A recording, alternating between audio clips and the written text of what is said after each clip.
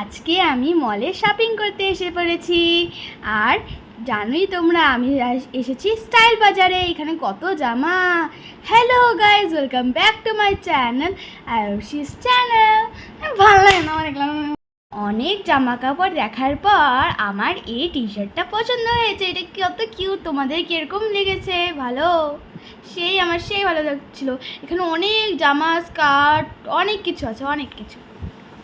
শার্টের সাথে পরার জন্য আমি একটা ভালো দেখে স্কার্ট দেখে নিয়েছিলাম, কিন্তু সব স্কার্ট দেখার পর আমার একটাও স্কার্ট পছন্দ হচ্ছিল না। এখানে আমি ট্রায়াল রুমে যাই নাচছি না।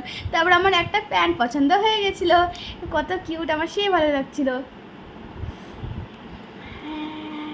এবার আমি গেলাম একটু বোতল কিনতে। একটা বোতল কিনছে, আর এখানে মা অনেক কিছু দেখছিল। আমি বোতল কিনতে এদিকে ওদিকে ঘুরছিলাম। তারপরে এখন আমাদের শপিং কমপ্লিট। এখন হচ্ছে আমরা একটা মিষ্টির দোকানে যাচ্ছি।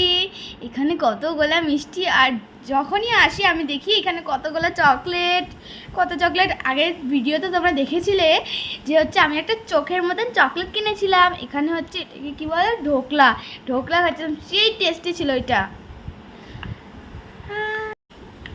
এখানে হচ্ছে আমি ঢোকলা খেয়ে নিচ্ছি। ঢোকলাটা কিন্তু তোমরাও খেতে পারো ইন্দ্রপুরী মিষ্টির দোকানে।